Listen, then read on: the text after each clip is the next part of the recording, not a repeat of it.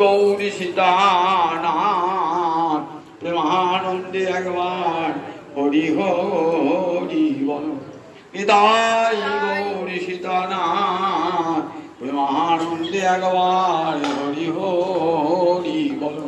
নিতাই গৌরী সীতানাথ প্রেমানন্দে একবার হরি হরি বল।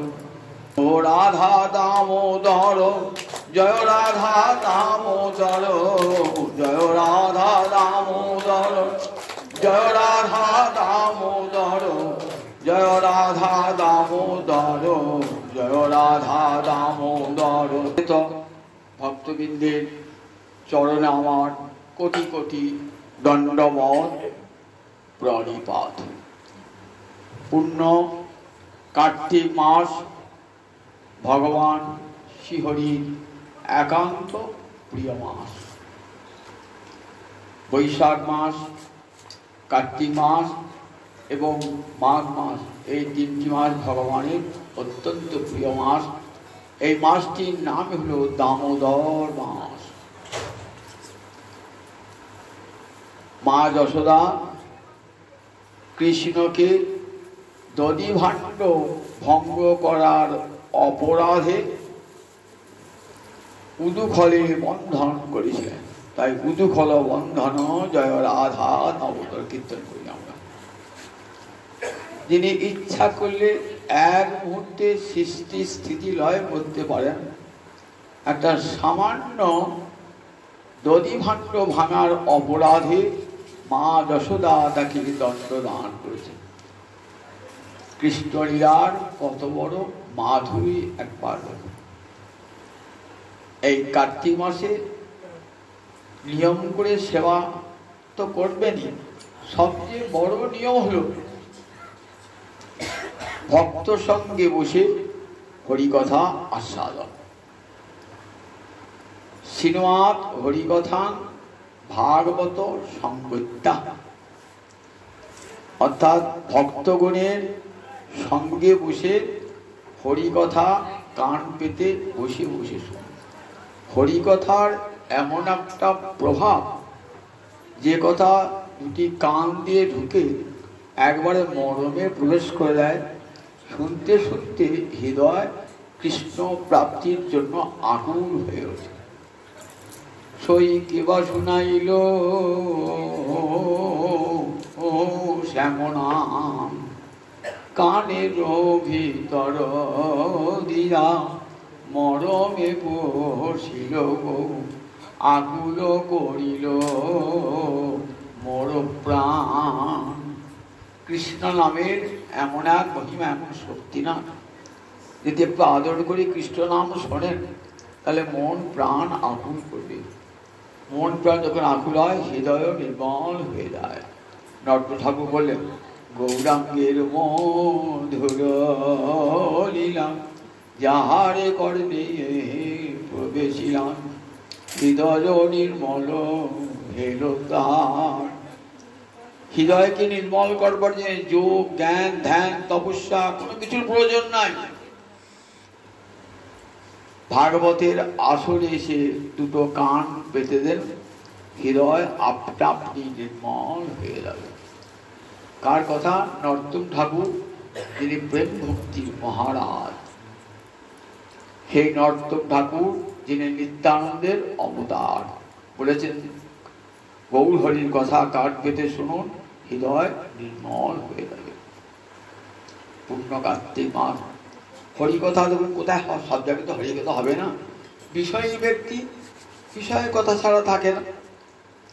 আর হরিভক্ত পাঁচজন একত্রিত হলে তারা জানেন যে জগতে আর যত কথা সব বৃথা, কৃষ্ণ কথাই একমাত্র কথা।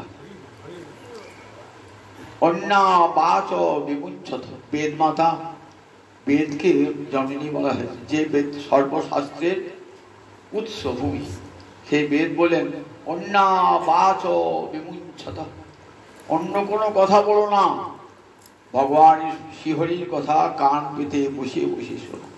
তার মতন প্রিয়তম জগতে আর কেউ নেই, তার কথা কান পেতে বসে বসে শোনো। আমরা শ্রীমদ্ ভাগবতী ৩য় স্কন্ধে দেখি মা দেবহূতি হলেন মনুর কন্যা। বিবাহ হয়েছিল কার সঙ্গে? ব্রহ্মার পুত্র কর্দম ঋষির সঙ্গে। কর্দম ঋষি কঠোর তপস্যায় বসেছিলেন। ভগবান শ্রীহরি তার নয়নের সমক্ষে আবির্ভূত হয়ে বলেন, কর্দম, আমি তোমার পুত্র রূপে আবির্ভূত হব। মনুকন্যা দেবহূতিকে কর্দম বিবাহ করেন, আর সেই দেবহূতির গর্ভে ভগবান শ্রীহরি কপির রূপে অবতীর্ণ হন। সত্য যুগে ভগবানের একটা অবতারের নাম হলো কপিল অবতার, কিন্তু সিদ্ধ মুনি রূপে তিনি পরিচিত। ভক্তাবেশ অবতার। সিদ্ধানাং, গীতায় পড়েছেন তো, সিদ্ধানাং কপিল মুনি, সিদ্ধ পুরুষের মধ্যে একমাত্র কপিল। সেই কপিলকে বলা হয়েছে ভগবানের অবতার ভগবান। সেই কপিলকে আগের মা বলেছেন, দেখো সন্তান, তোমার পিতা চলে গেলেন সন্ন্যাসে, তুমিও চলে যাবে সন্ন্যাসে, আমি অভাগিনী জননী পড়ে রইলাম, আমার মুক্তি কি করে হবে? ভগবানকে যিনি জননী রূপে পেয়েছেন, ভগবানকে দেখুন, ভগবানের জননী, কিন্তু মুক্তির উপরে। মুক্ত পুরুষরা পায় ভগবানকে পুত্র রূপে, মুক্ত পুরুষরা পায় না, ভগবানের অঙ্গে বিলীন হয়ে যায়, কিন্তু ভগবানকে পুত্র রূপে পায় না। আর দেবহূতি কর্দম ভগবানকে পুত্র রূপে পেয়েছে। তাহলে তাদের সাধনাটা কত উঁচুতে? মুক্ত পুরুষেরও উপরে। কিন্তু পুত্র স্নেহে তারা এমনই বলছেন, আমাদের মুক্তি কেমন, আমার মুক্তি কেমন করে হবে? মা বলছেন, মাকে বলছেন সন্তান কপিল, যে দেখো মা, তোমাকে মুক্তি একটা সহজ পথ বলেছি। ধ্যান নয়, জ্ঞান নয়, যোগ নয়, শাস্ত্র পাঠ নয়, একটা বড় উপায় বলেছি। বড় বৎস, কোন সহজ উপায় অবলম্বন করলে আমার মুক্তি হবে? আমার তো জ্ঞান ধ্যান তপস্যা কিছুই নাই, শৌচ আচার কিছুই নাই, আমি যাগযজ্ঞ করতেও জানি না, আমি কেমন করে ভগবানকে পাবো, কেমন করে আমি মুক্ত হব? বলেন, মা তোমাকে কিছুই করতে হবে না। সদাং প্রসঙ্গান মম বীর্য সংবিদ ভবন্তি হৃৎকর্ণ রসায়না কথা তজ্জোষণা আস্যপবর্গ বর্তনী শ্রদ্ধার অতির ভক্তির অনুক্রমিষ্যতি। বলে, শোনো মা, তুমি সাধুদের সবাই চলে যাবে, দেখবে সাধুরা আমার কথা ছাড়া আর অন্য কোনো কথা বলেন না। কিমন্যই অসদালাপই আয়ুষজল অসৎব্যয়। কৃষ্ণ কথা ছাড়া জগতে আর যত কথা সব অসৎ আলাপ। পরমায়ুর অসৎ ব্যয় হয়। তাই সাধুরা সে কথা জানেন, তাই সাধুরা আর অন্য কোনো প্রসঙ্গ করেন না। 5 জন সাধু একত্রিত হই ইষ্টগোষ্ঠী করেন। ইষ্টগোষ্ঠী মানে যে ভালো বলতে পারে তাকে বক্তার আসনে বসিয়ে দিয়ে আর 5 জন শ্রোতার উপরে বসে পড়বে। ইষ্টগোষ্ঠী হচ্ছে ভগবানের কথা শুনছেন। তারপরে দেখো মা, যেখানে 5 জন সাধু আছেন, কৃষ্ণ ভক্ত সাধু আছেন, দেখবে আমার কথা তারা মুখর হয়েছে। তোমাকে আর কিচ্ছু করতে হবে না, যোগ জ্ঞান ধ্যান কিছু করতে হবে না, তুমি সেই ভক্তের সভায় চলে যাও। তাদের সঙ্গটা কেমন? প্রসঙ্গ, পুরো একটা উপসর্গ দেওয়া আছে। এই উপসর্গ কি করে? ধাতুর অর্থের গৌরব বৃদ্ধি করে। প্রসঙ্গ মানে প্রকৃষ্ট সঙ্গ। বিষয়ের সঙ্গ বন্ধন নিয়ে আসে, আর সাধুর সঙ্গ মুক্তি নিয়ে আসে। সেই প্রসঙ্গ বিষয়ের সঙ্গ বন্ধন, সংসার বন্ধনে জড়িয়ে দেয়, আর সাধুর সঙ্গ মুক্তির পথ দেখিয়ে দেয়। তাই সাধুদের সঙ্গটা প্রসঙ্গ, শতাঙ্গ প্রসঙ্গার, তাই দেখবে কি মম বীর্য সংবিদ ভবন্তি হৃৎকণ্ড রসায়না কথা। আমার বীর্য মানে আমার মহিমা সম্যকরূপে জানা যায় এমন হৃৎকণ্ড রসায়ন কথা তারা নিরন্তর বলে চলেছেন। হৃদয় এবং কর্ণের রসায়ন তুল্য। কৃষ্ণ কথা এমনই মনোহারিণী শক্তি আছে না, কানে যদি একবার ঢোকে তার হৃদয়ে চলে যায়। কর্ণরন্ধ্র দিয়ে প্রবেশ করে, মরমে প্রবেশ করে, হৃদয়কে প্রেমের রসে রসায়িত করে দেয়।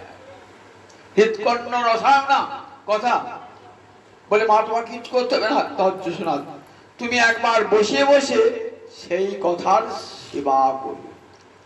সংস্কৃতে জুজাত্র অর্থ সেবা করা, কথার সেবা। কৃষ্ণ কথা শুনছেন তো এটা একটা ভজন, এটা একটা সেবা। আপনি বই পড়ছেন এটা একটা সেবা, কৃষ্ণ সেবা। কথা শুনছেন এটা একটা সেবা। ভজনের অঙ্গ বলে রাখবেন সবসময়। কীর্তন শুনুন, ভাগবত শুনুন, জানবেন এটা ভজনের অঙ্গ। 64 ভজনের ভজনাঙ্গের একটা অঙ্গই হলো শ্রবণ কীর্তন। তাহলে বসে যতক্ষণ ভাগবতী কথা শুনবেন, ভগবানের ভজন হলো ভগবানের সেবা। ভজন মানে তো সেবা, ভজন মানে তার ছিল ভজন মানে সেবা। সেটা কত ভাবে করা যেতে পারে, চোখ দিয়ে, কান দিয়ে, নাক দিয়ে, সমস্ত ইন্দ্রিয় দ্বারা সেবা করা হয়। হিসিকেন হিসিকেন সেবনা। হিসিক মানে ইন্দ্রিয়, হিসিক মানে ইন্দ্রিয়। তাহলে হিসিকেন মানে ইন্দ্রিয়ের দ্বারা, হিসিকেশ সেবনা। হিসিকের মানে সমস্ত ইন্দ্রিয়ের যিনি অধিপতি, হিসিকের ঈশ্বর, অর্থাৎ সমস্ত ইন্দ্রিয়ের যিনি অধিপতি গোবিন্দ। আমার চক্ষু, কর্ণ, নাসিকা আদি যত যত ইন্দ্রিয় আছে সমস্ত ইন্দ্রিয়ের অধিপতি তিনি। তাহলে চক্ষু, কর্ণ, নাসিকা এই ইন্দ্রিয় দিয়ে আমি সেই হিসিকেশের ইন্দ্রিয় অধিপতি সেবা করব, তারই নাম ভক্তি।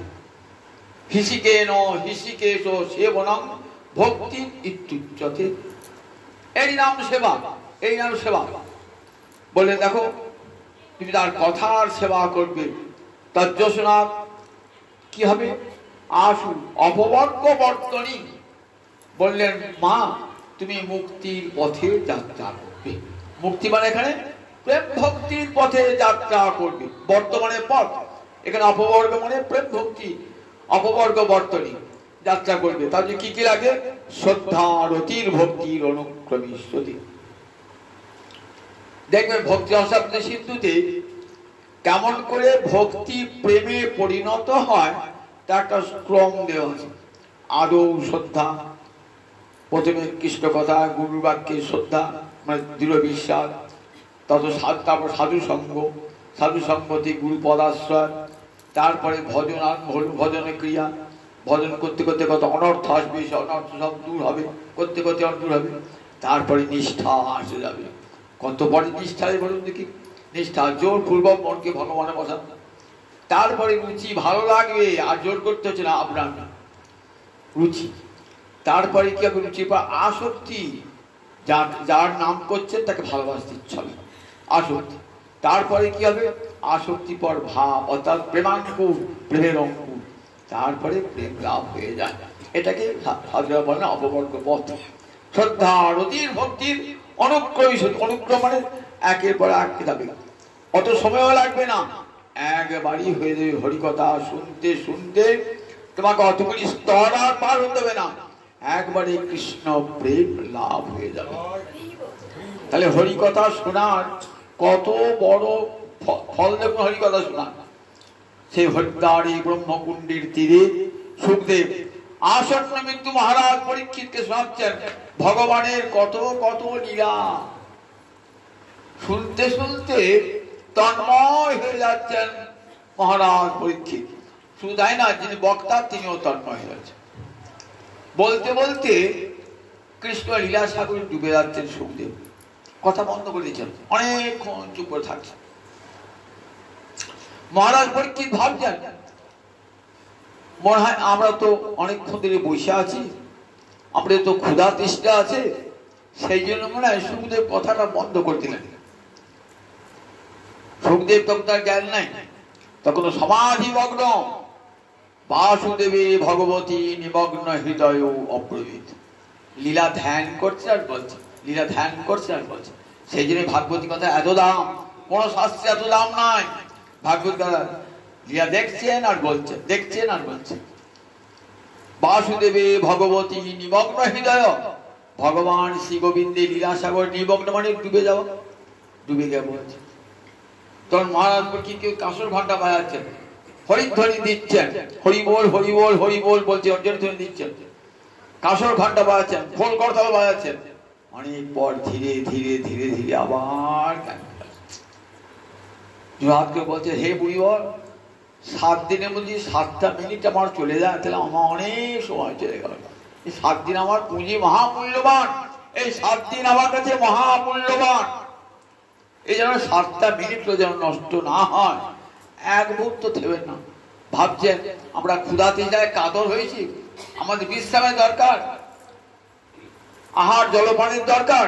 না না প্রভু, আহার জলপানি জল স্পর্শ করবো না, প্রতিজ্ঞায় করেছি।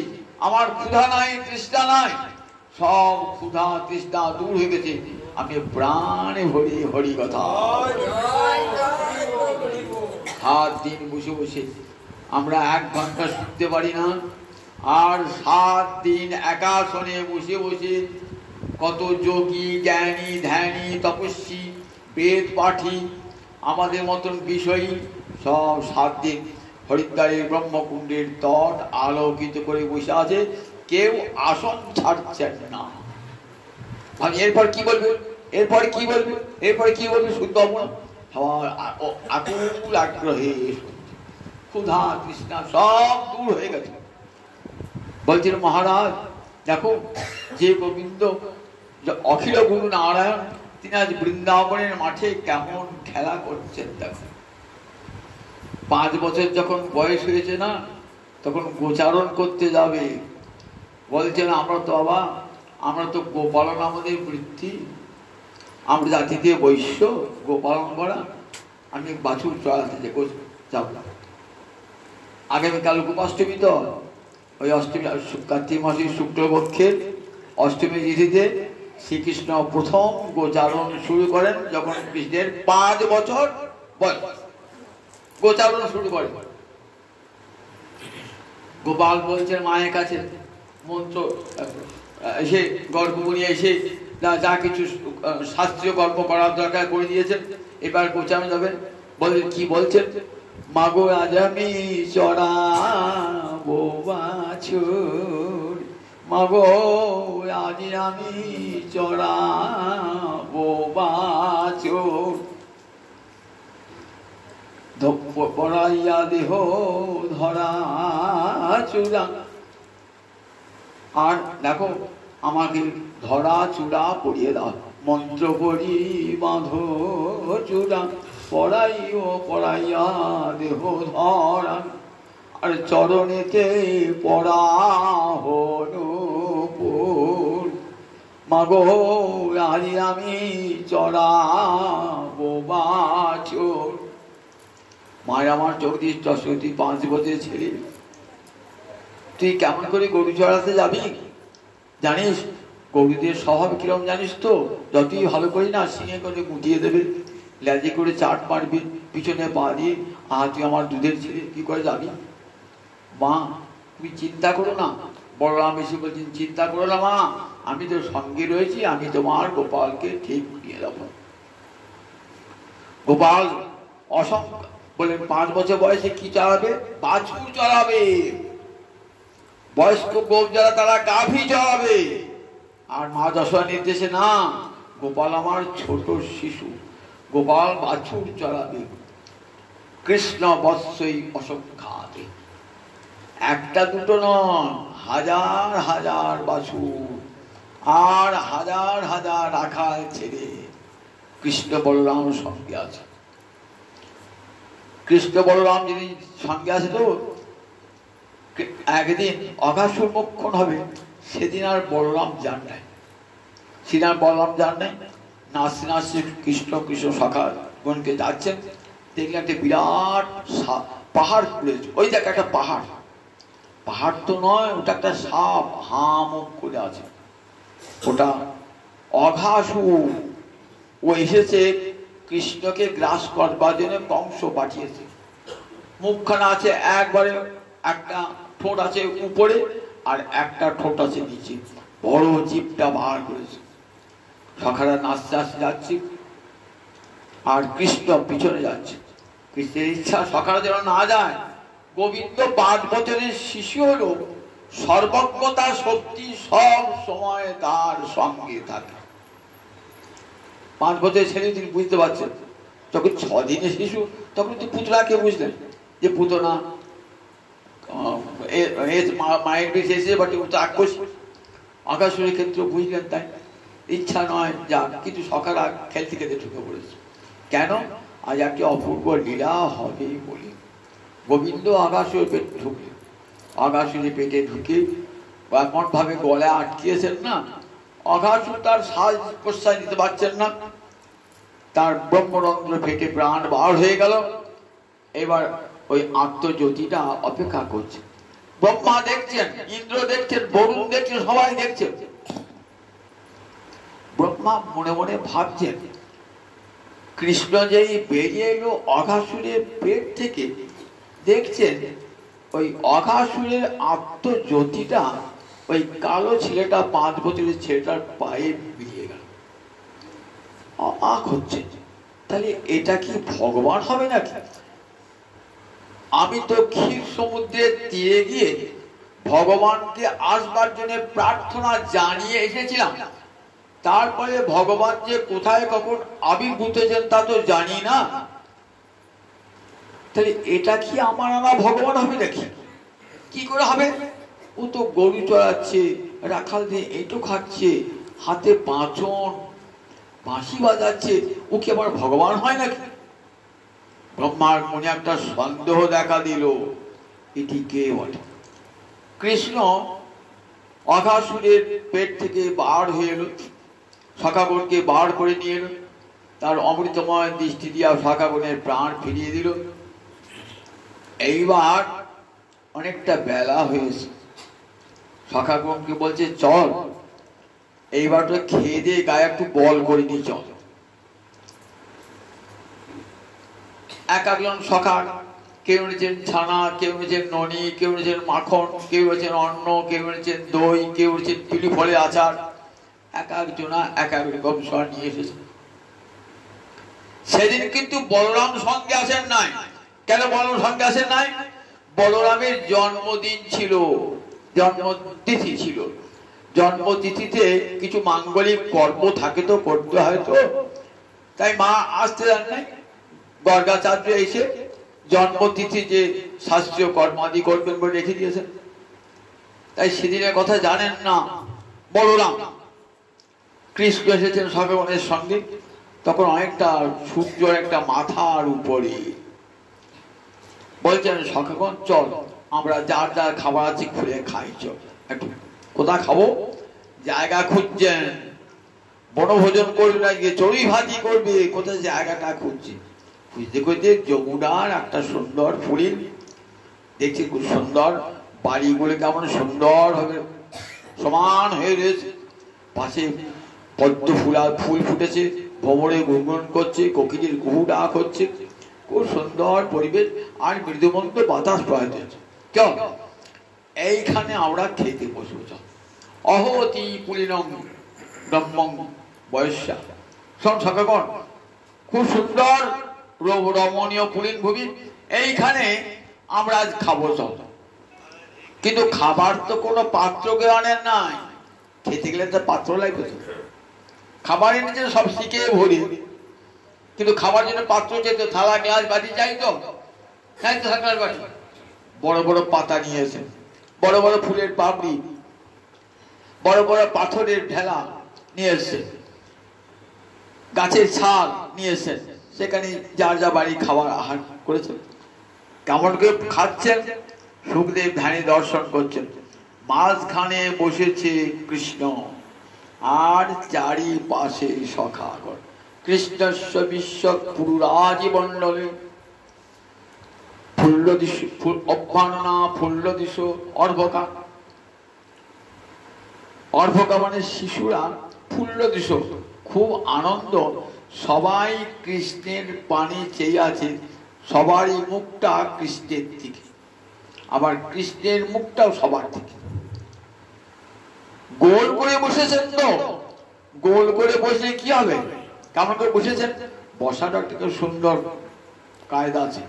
কিরকম, যেগুলো ছোট মাথায় খাটো সেগুলো সামনে, তারপরে একটু মাথায় বড় তারা, তারপর একটু মাথায় বড় তারা, ঠিক পদ্ম ফুলের যেমন পাপড়ি সাজানো থাকে না, তেমনি করে বসেছেন। সুখদেব ধ্যানে দর্শন করছেন।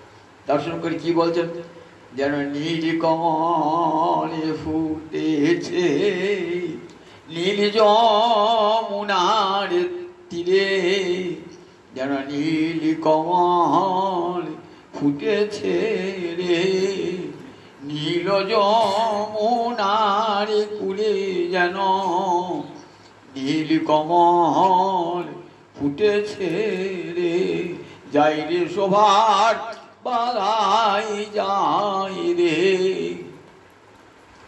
সুখদেব ধ্যান দর্শন করছেন।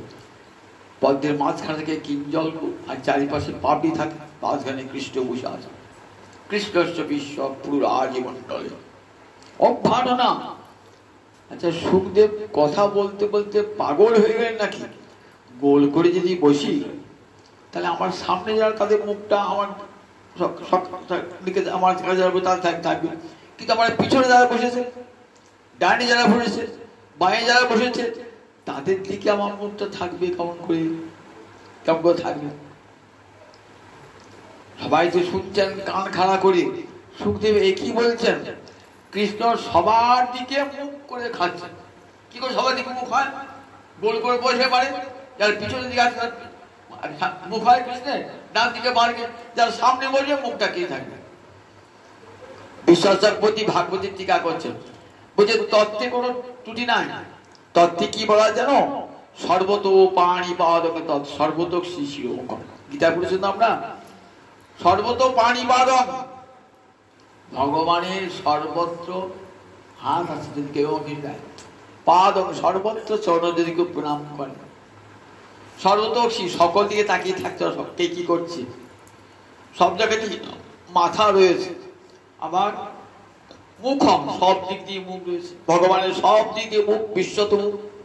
আমার আপনার মুখটা সামনে দিকে, ভগবানের মুখ সব দিকে, ভগবান তাই তত্ত্বে কোনো ত্রুটি নাই। তাহলে লীলায় কি করে হলো? ভগবানের ইচ্ছা হয়েছে তো আজকে।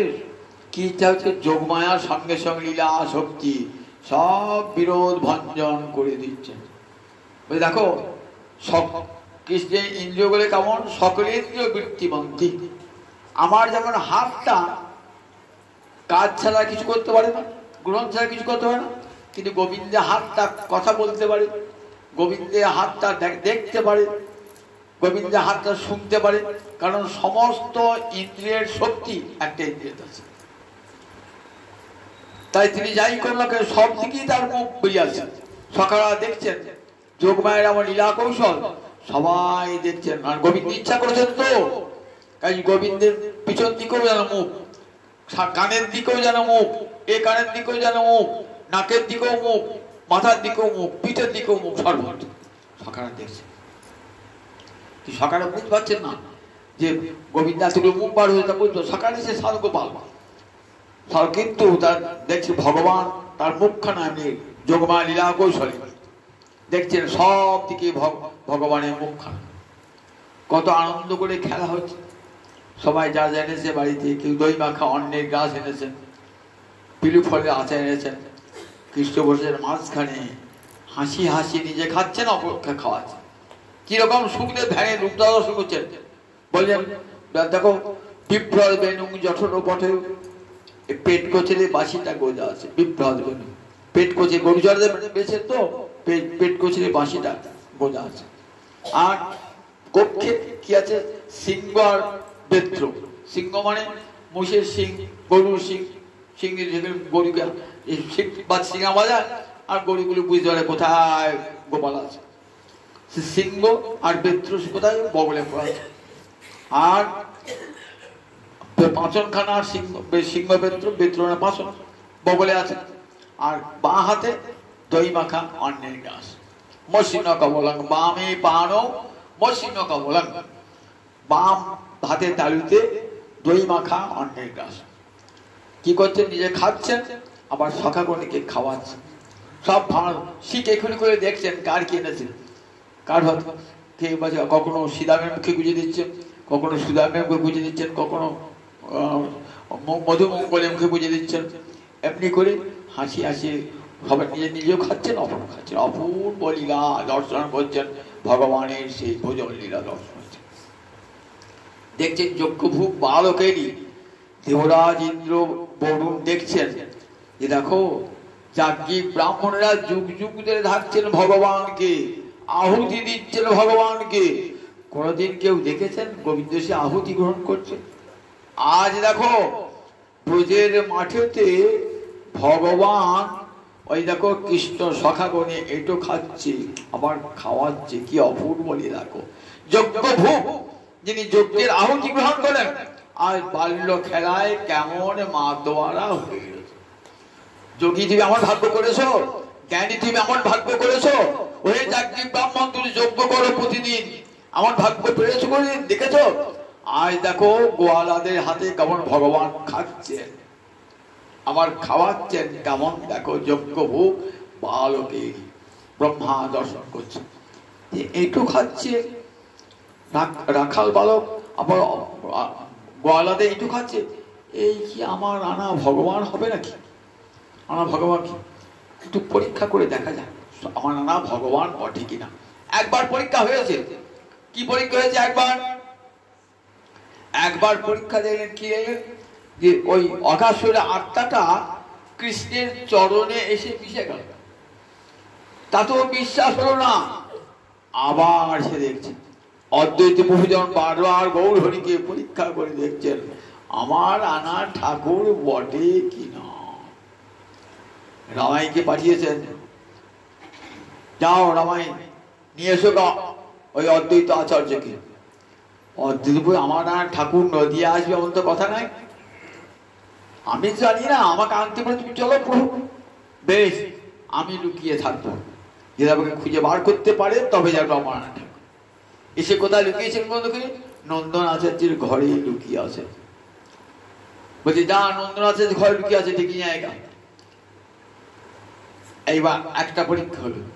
দ্বিতীয় পরীক্ষা কি না? এবার দ্বিতীয় পরীক্ষা হলো যদি সর্বভূত অন্তর্যামী শিবগৌরাঙ্গ রায় তার চরণ তুলিয়া দেয় আমারও মাথা, যদি আমি যখন প্রণাম জানাবো তখন যদি আমার মাথাতে দুটো চরণ তুলে দেয় তাহলে জানবো আমার আনা ভগবান। কৃষ্ণায় বাসুদেবায় বলে যখন তুলসী দিয়েছেন না, সর্বভূত অন্তর্যামী শ্রী গৌরাঙ্গ রায় চরণ তুলিয়া দিল অদ্বৈতের মাথা। পরীক্ষা বললেন ঠাকুরকে ব্রহ্মাতায় পরীক্ষা করে আমি জেনেছি এটা আমার আনা ঠাকুর বটে কিনা আরেকবার পরীক্ষা করে দেখি। ভগবানের মঞ্জু মহিতম, ভগবানের মঞ্জু মহিমা দর্শন করবার ইচ্ছা হলো। সুখদেব পরীক্ষা বলেন নাই, বলছেন মঞ্জু মহিমা মধুর ঐশ্বর্য দেখবার ইচ্ছা। মঞ্জু মানে মধুর, আর মহিত্য মানে ঐশ্বর্য, ভগবানের মহিমা দেখবার ইচ্ছা ভগবানের। সেই সঙ্গে কিন্তু আর একটা ইচ্ছা পূরণ করবেন ভগবান। কি পূরণ? ব্রজের গাভীরা তারা কি করে, নিজে নিজে বাছুরে গা চাটে তো, কিন্তু কৃষ্ণ যখন গায়ে হাত বুলায় না তখন তারা কৃষ্ণের অঙ্গলিহন করে। নিজের ছেলে অপেক্ষাও কৃষ্ণ বেশি ভালোবাসে। কৃষ্ণ জীব দিয়ে গা চাটে।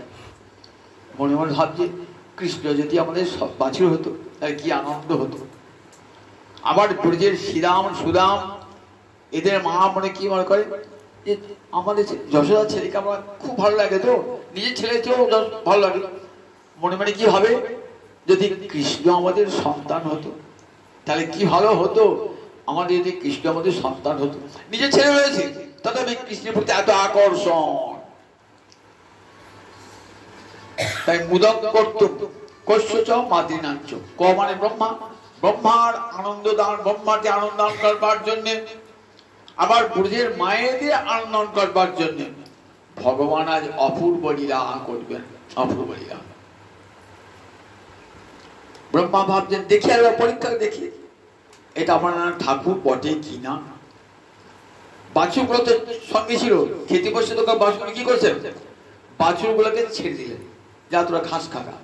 বাছুরগুলো ঘাস খেতে খেতে অনেক দূর চলে গেছে, আর বাছুরগুলো দেখা যাচ্ছে না।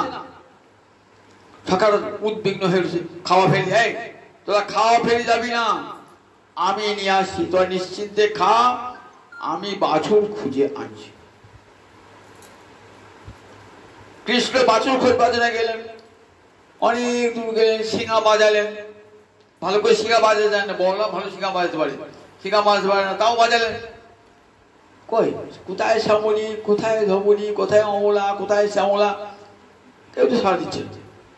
বাঁশি বাজায়, বাঁশি বাজালে ছুটে আসে, বাঁশি বাজালেন, বাঁশি শুনে শ্যামলী ধবনীকে ডাকছেন, কেউ তো আসছে না।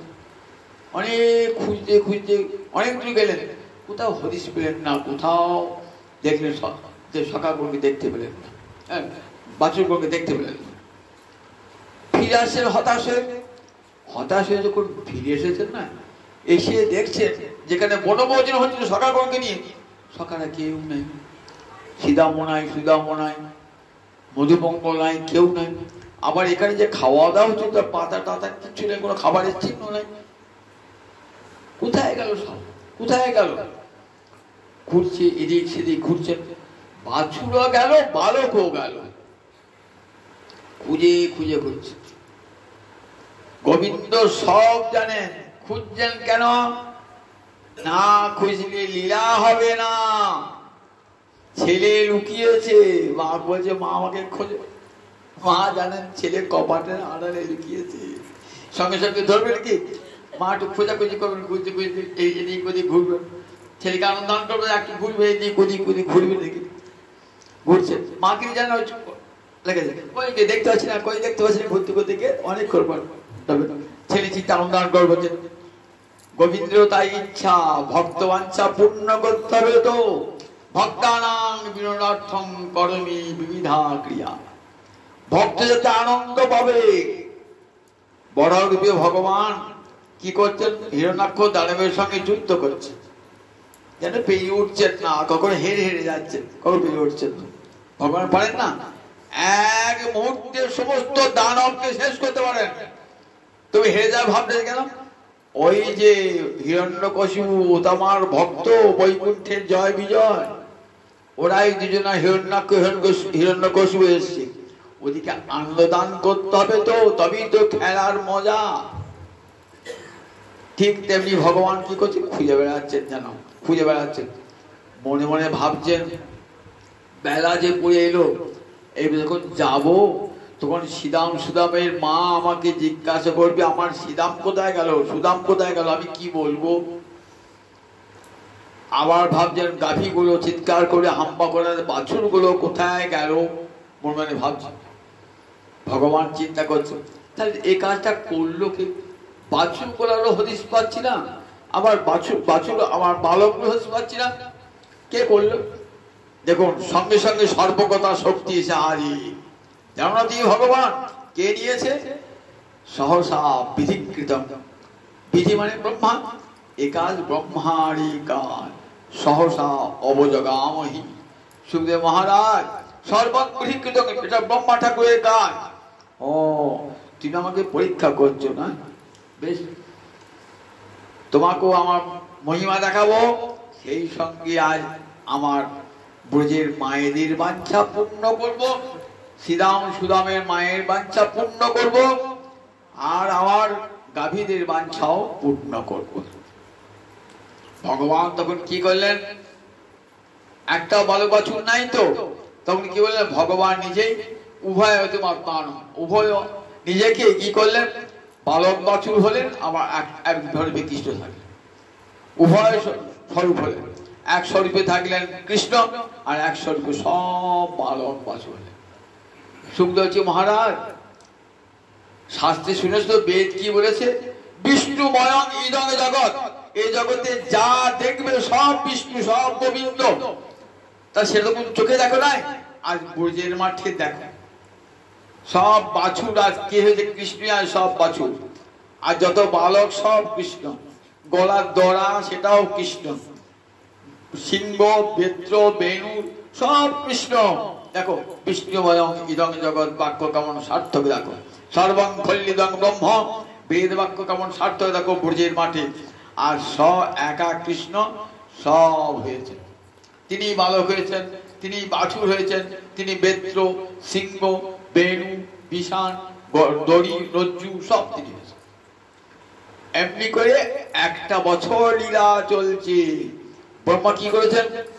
এই বালক বাছুরগুলোকে চুরি করে ব্রহ্মলোকে একটা পাহাড়ের তলায় রেখে দিয়েছে।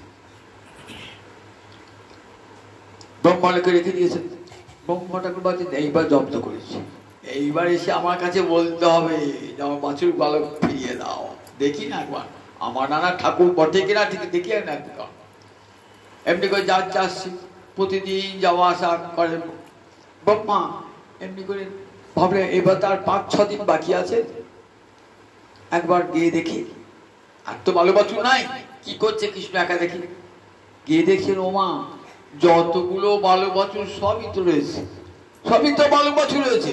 যতগুলো বালক ভাই শ্রীরাম সুরাম সব শ্যামলি ধমলি সব খেলা করছে।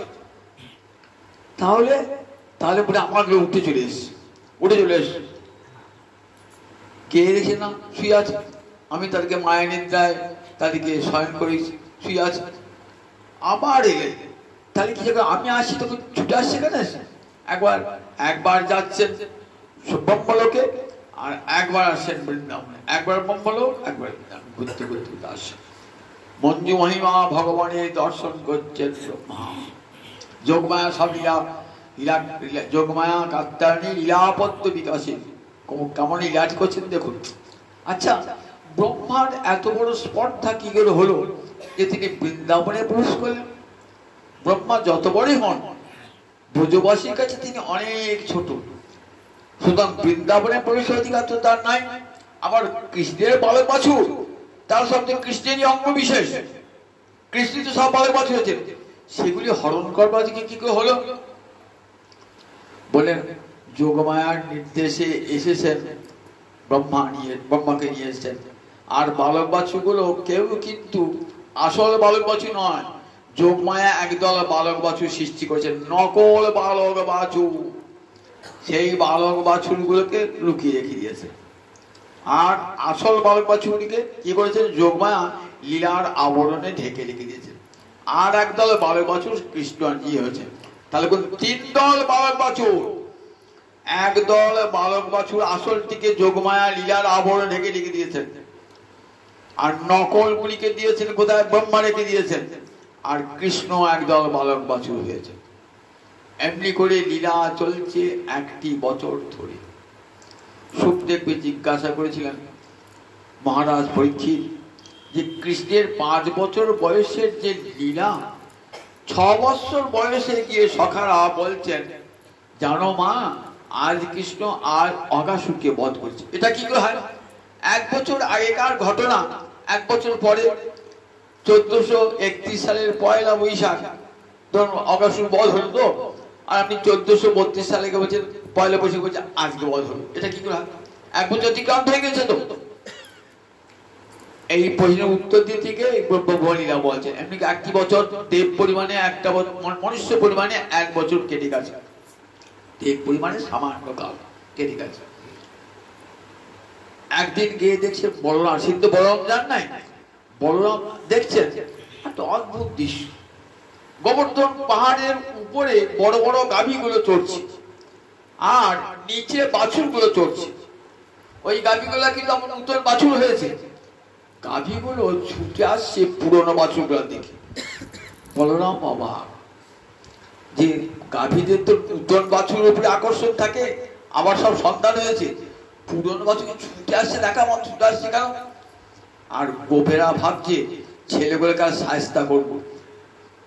গাভীদের সামনে কখনো বাছুরগুলোকে চড়ায়, তাহলে গাভীগুলো থাকতে পারে? ছুটে আসছে লাঠি নিয়ে। এসে দেখছেন ওই গাভীগুলো কেমন ভাবে লেহন করছেন না, ওই বাছুরগুলো গা লেহন করছে। আবার গোপেরা লাঠি নিয়ে এসেছিল তো, তারা সঙ্গে সঙ্গে ওই বালক বাছুরগুলোকে দর্শন করার সঙ্গে সঙ্গে তারা কেমন হয়ে গেলেন। এমনি করে বলরাম তাকিয়ে আছেন, আচ্ছা আমি তো কৃষ্ণ ছাড়া সবাইকে ভালোবাসি, কিন্তু কৃষ্ণের মতন তো কাউকে ভালোবাসি না, কিন্তু আজ সবাইকে শ্রীরাম সুদাম সবাইকে কৃষ্ণের মতো ভালোবাসতে ইচ্ছে হচ্ছে। কৃষ্ণের প্রতি আমার ভালোবাসা কমে যাচ্ছে কেন? কেন কৃষ্ণের প্রতি ভালোবাসা কমে যাচ্ছে কেন? শ্রীরাম সুদামের প্রতি কেন ভালোবাসা আসছে? চিন্তা করতো, শ্রীরাম বলরাম তো সেদিন যান নাই, ঘটনা তো জানেন না। দিয়ে বলছেন কৃষ্ণকে দেখে, হ্যাঁ রে কানাই, আমি তো জানি বৃন্দাবনে কারা বালক বাছুর হয়েছে, দেবতারা আর ঋষিরা বৃন্দাবনে বালক বাছুর হয়ে এসছে, কিন্তু আজ তো দেখছি না। কি দেখছো? আই তোমাকেই দেখি যে বালকে বাছুরে, আজ তোমাকেই দেখি যে বালকে বাছুরে, আজ তোমাকেই দেখি যে। আজ দেখছি সব কৃষ্ণ, বালক বাছুর বেত্র বিশাল সিংহ। বলো কি কারণটা কি? তখন দাদা শুনবে এই ঘটনা, সমস্ত ঘটনা দাদাকে বর্ণনা করো। ও দাদি আমার ভালোবাসা আর আমাকে কোনো মায়া তো আমাকে অভিভূত করতে পারে না, কোনো দৈবী মায়া, আসুরি মায়া, মানুষের মায়া। জানলাম নিশ্চয়ই এটা আমার প্রভুর মায়া, অর্থাৎ গোবিন্দের মায়া আমাকে মোহিত করেছে। এইবার বুঝতে পারলাম যে কেন আমার শ্রীরাম সুদাম আমার বাছুরগণের প্রতি এত ভালোবাসা, তোমার চেয়ে বেশি ভালোবাসা আসে। ব্রহ্মা এসেছেন, একবার যাচ্ছেন ব্রহ্মলোক, একবার আসছেন ব্রজের মাঠে, বারবার আস্তে আস্তে দেখছেন। তারপর কি দেখলেন? এবার দেখছেন আর বালক বাছুর দেখছেন না, যতগুলো বালক বাছুর সব কি দেখছেন? কোটি কোটি নারায়ণ ব্রহ্মা করে দর্শন, কোটি কোটি নারায়ণ যমুনা পুলিনে আজ, কোটি কোটি নারায়ণ। দেখছেন কেউ আর বালক বাছুর নয়, সবাই শঙ্খ চক্র গদা পদ্মধারী নারায়ণ মূর্তি ধারণ করেছেন। প্রত্যেকের গলে বৈজয়ন্তী মালা, তুলসী মালা দর্শন করছেন। প্রত্যেকে যেন নারায়ণ মূর্তি, এত নারায়ণ।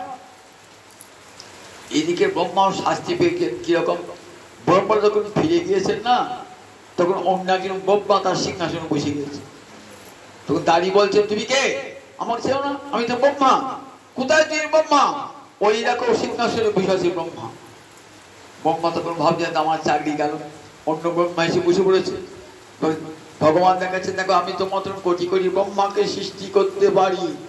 তখন ব্রহ্মা দেখছেন কোটি কোটি নারায়ণ এসেছেন বৃন্দাবনের মাঠে, কোটি কোটি নারায়ণ দেখছেন তো মঞ্জু মহিমা। আবার দেখছেন সেই নারায়ণ মূর্তি, ওই কালো ছেলেটি দই মাখা অন্যের ভাত খাচ্ছে, তার অঙ্গে প্রবেশ করে গেল, কোটি কোটি নারায়ণ চলে গেল। তখন ব্রহ্মা আর থাকতে পারলেন না। তখন ব্রহ্মা নেমে এলেন কোথায়? হংসপৃষ্ঠ থেকে নেমে এলেন। হংসপৃষ্ঠ থেকে নেমে এসে গোবিন্দের চরণে কনক দণ্ডবৎ আনিপাত, কনক দণ্ডের সোনার একটা মতন, সোনার দণ্ডের মতন গোবিন্দের চরণে পড়েছে। গোবিন্দের চরণে পড়ে কি করলেন? চরণে ধোয়াই দিল হরে, অষ্টচক্ষুর ধারায় চরণে ধোয়াই দিল হরে। ব্রহ্মার চারটে মুখ, তাহলে আটটা চোখ, অষ্টচক্ষুর ধারায় চরণ ধোয়াই দিল হরে। প্রভু আমায় ক্ষমা করো, আমি তোমাকে পরীক্ষা করতে গেছিলাম, তুমি আমার আনার ঠাকুর পটনি না, এটা আমার অপরাধ হয়েছে। নয়ন জলে বল, দেখো ব্রহ্মা, তুমি আমাকে মায়ায় মোহিত করতে এসেছিলে, নিজেই আমার মায়ায় মোহিত হয়ে গেলে। সুখদেব বলছে, দেখো মহারাজ, গোবিন্দকে মায়ায় মোহিত করতে গিয়ে স্বয়ং এব বিমোহিত, নিজেই মোহিত হয়ে গেলে। তখন ব্রহ্মা নজরান হয়ে গোবিন্দ চরণে প্রণাম জানিয়ে বলছেন, প্রভু প্রভু, তোমাকে যারা জ্ঞানের দ্বারা পাবার ইচ্ছা করে, তারা কোনো কাজে তাদের বৃথা পরিশ্রম হয়। শ্রেয় স্মৃতি ভক্তি উদ্দেশ্য, শ্রেয় স্মৃতি, শ্রেয় মানে মঙ্গল, স্মৃতি মানে পথ, উদ্দেশ্য মানে পরিত্যাগ করি। মঙ্গলের পথ পরিত্যাগ করি যারা কেবল বোধ কেবলমাত্র জ্ঞানের দ্বারা তোমাকে পেতে চায়, তাদের সাধনটা ব্যর্থ যায় কেমন? স্থূল তুষাবঘাতি না। তুষকে যদি আপনি হামাল দিস্তায় গুঁড়ো করেন, ধান কোনদিন পাবেন? তুষ থেকে ধান পাওয়া যায়? ধান পাওয়া যাবে না। ঠিক তেমনি বৃথা পরিশ্রম হবে জ্ঞান সাধনে, যোগ সাধনে। ভগবানকে তোমরা কোনোদিনই পাবে না। ভগবানকে পাওয়া যায় একমাত্র ভক্তিতে। ন সাধতি মাং যোগ ন সাংখ্যং ধর্ম উদ্ধব ন সাধ্যায় তপস্ত্যাগ যথা ভক্তি মমর্জিতা। উদ্ধব জান উদ্ধব, আমাকে ভক্তি যেমন বশীভূত করতে পারে তেমনটি আর কেউ পারে, যোগ পারে না। ন সাধতি মাং যোগ, সাধনে বশী করতি, মাং যোগ, যোগ আমাকে কখনো বশীভূত করতে পারে না। যোগ সাধন করলে ফল পাবেন, কি পাবেন? অষ্টাঙ্গ যোগের দ্বারা কৈবল্য মুক্তি লাভ হবে, কিন্তু ভগবত প্রাপ্তি ঘটবে না। ভগবত প্রাপ্তি, রোগ সেরে যাবে, রোগীও শেষ হয়ে যাবে। আমি চাই আমার রোগটা শেষ হোক, রোগীটা বেঁচে থাক। কিন্তু যোগ সাধনে ওই রোগও চলে যাবে, রোগীও চলে, আর সে ভগবানের অঙ্গে বিলীন হয়ে গেল। তাহলে কোন যোগী করে ভগবানকে পেয়েছেন দেখতে পাবেন? ন সাধতি মাং ন সাংখ্যং, জ্ঞানের দ্বারাও কখনো ভগবানকে পাওয়া যায় না। কি পাওয়া যায়? মুক্তি পাওয়া যায়। ন সাংখ্যং ধর্ম উদ্ধব, যাগযজ্ঞাদি ধর্ম মানে যাগযজ্ঞ, যাগযজ্ঞ করে স্বর্গে ওঠা যায়, জ্যোতিষ্ঠমান যাগ বলে, কিন্তু ভগবানকে পাওয়া যায় না। ন সাধ্যায় তপস্যা, বেদ পাঠ করে ভগবানকে পাওয়া যায় না, তপস্যার দ্বারা ভগবানকে পাওয়া যায় না। ভক্তি আমাকে যেমন করে বশীভূত করতে পারে, বাবা শুধু নয়, ভগবানকে বশীভূত করে নেন। ভক্তামাং বশীকুর্বন্তি সৎ স্ত্রী সৎ পতিক যথা। সতী রমণী, পতিব্রতা রমণী ভালোবাসা দিয়ে, অনুরাগ দিয়ে স্বামীকে যেমন বশীভূত করে নেন, ভক্ত তেমনি আমাকে বশীভূত করে নেয় ভক্তি দিয়ে। ভক্ত হলো পতিব্রতা পত্নীর মতো। সুতরাং সাংখ্য জ্ঞান যোগ করে এখানে স্তুতি করছেন ব্রহ্মা, যে তোমাকে কোনোদিন জ্ঞানে পাওয়া যায় না, ধ্যানে পাওয়া যায় না, যোগে পাওয়া যায় না, তপস্যায় পাওয়া যায় না, তোমাকে পাওয়া যায় একমাত্র ভক্তিতে। ভক্ত তোমার অনুকম্পা, তোমার করুণার পানে চেয়ে থাকে। আমার যত বড় ফল থাকুক প্রভু, আমি তো পাপী, আমার কত পাপ, গণইতে দোষ গুণ লেশ নাহি পাহারবি জবতুহ কর বিবিচার। মাধব বহুত মিনতি করিত তিল তুলসী দিয়া এ দেহ সমর্পিনু দয়া জনু নাছ রবিময়, দয়া জনু নাছ রবিময়। ভক্ত বলে, প্রভু আমার সাধন নয়, ভজন নয় প্রভু, আমি তিল তুলসী দিয়ে আমার দেহ মন প্রাণ তোমার চরণে অর্পণ করে দিলাম। তুমি আমার দয়া যেন ছেড়ো না, জগতের নাথ তুমি আমার দয়া যেন ছেড়ো না। গণইতে দোষ গুণলেশ নাহি বাজবি, যখন তুমি বিচার করবে বলে দোষ বই গুণ খুঁজে পাবে না, দোষ বই গুণ খুঁজে পাবে না। আমি যে দোষে রাখো সবটাই আমার দোষ। তাই প্রভু আমি একটা প্রার্থনা করি, প্রভু আমি তো কিছু সাধারণ ভজন জানি না, কি এ মানুষ পশু পাখি কুলে জন্মিয়ে অথবা কীট পতঙ্গে কর্ম বিপাকে গতাগতি পুনঃ পুনঃ মতিরহু তুয়া পর সঙ্গে। আমার কর্মফল আমি ভোগ করবো প্রভু, কোনদিন বলবো না যে আমার কর্মফল ধ্বংস করে দাও প্রভু। আমার কর্মফলের জন্য আমি পাখি হই, পশু হই, কীট হই, পতঙ্গ হই, আমার কোনো দুঃখ নাই প্রভু। কিন্তু একটা প্রার্থনা, আমি বামুন হই, চন্ডাল হই, হাঁড়ি হই, মুচি হই, কুকুর হই, পথের কুকুর হই, আমার কোনো দুঃখ নাই প্রভু, আমার কর্মফল ভোগ করতেই হবে। তার জন্য কোনদিন প্রার্থনা জানাবো না, কিন্তু একটা প্রার্থনা, মতিরহু তুয়া পর সঙ্গে। আমার যে কুলে জনমে হোক না কেন, ওই চরণে যেন মতি থাকে প্রভু। আমার যে কুলে জনম হবে না কেন, ওই রাঙা চরণে যেন মতি থাকে প্রভু। আমার কর্মফলের জন্য আমি যেগুলো জন্মাই কোনো আমার দুঃখ নাই। ভক্তদায়ী ভগবানের করুণার পানে আমি কি সাধন জানি, আমি কি ভজন জানি, কিছুই জানি না। কোনো সাধনে কোনো ভজনে ব্রহ্মা তোমার স্তুতি করতে পারে না, রুদ্র তোমার স্তুতি করতে পারে না, অনন্তদেব অনন্ত ভজনে তোমার স্তুতি করতে পারে না। আমি একটা সামান্য মানুষ, তোমার কি করবো? প্রভু তোমার কৃপার পানে চেয়ে আছি, তুমি কৃপা করবে বলি। পুত্র যদি অধম হয়, বাবা মা তাকে ত্যাগ করেন কি? কুলমান শিক্ষিত ছেলেটিকে যেমন ভালোবাসেন, একবার লেখাপড়া যেন মূর্খ জড়ো, তাকেও পিতা তেমনি ভালোবাসেন। আমি মূর্খ জড়ো অধম আমি, প্রভু কৃপা করে তুমি আমাকে চরণের স্থান দিও বলে ভগবানের করুণার পানে চেয়ে থাকি। এই করুণা ভক্তি মহারানী অন্তরে এই দীনতা এনে দেন।